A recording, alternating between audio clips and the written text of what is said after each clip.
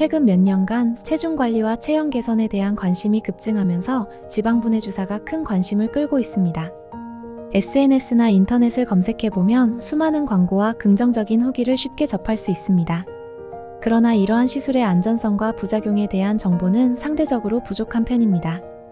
이번 포스팅에서는 지방분해 주사의 위험성과 그에 대한 부작용, 그리고 보다 안전한 대안으로서 고주파 지방흉해에 대해 살펴보겠습니다. 지방분해 주사의 개념과 원리. 지방분해 주사는 특정 부위에 약물을 주사하여 지방세포를 파괴하는 방법입니다.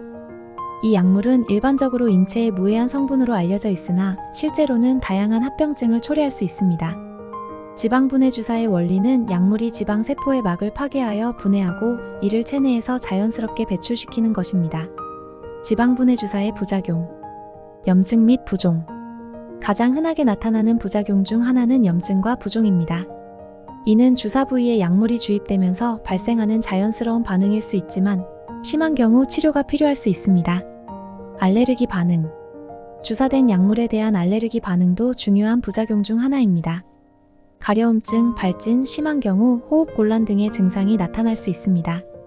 피부 변화. 주사 후 피부가 울퉁불퉁해지거나 색소 침착이 발생할 수 있습니다. 이는 지방세포의 불균형한 제거로 인해 발생하며 미용적으로 큰 문제를 일으킬 수 있습니다. 신경 손상. 드물지만 주사 부위 주변의 신경이 손상될 수 있습니다. 이는 감각 이상, 마비 등의 증상을 유발할 수 있으며 영구적인 손상이 될 수도 있습니다. 감염.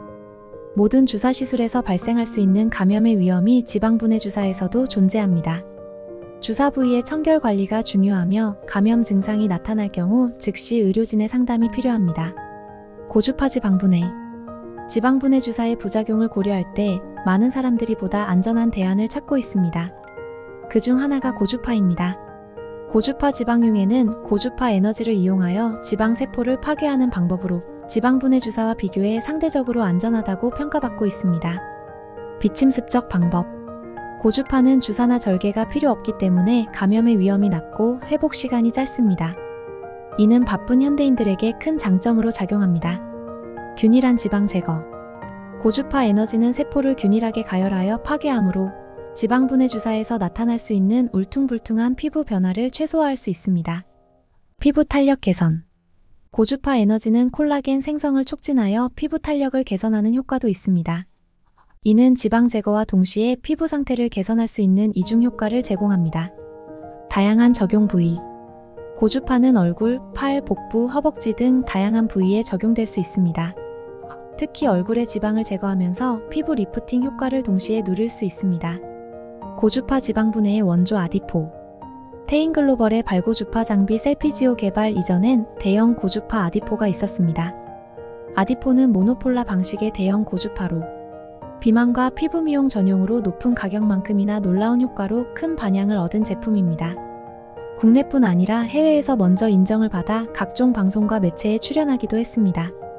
이후 아디포의 기술은 끊임없는 시험과 개발을 통해 인바이오 시리즈와 포이즈원, 베니쉬 등을 거쳐 현재의 셀피지오까지 발전하게 됩니다.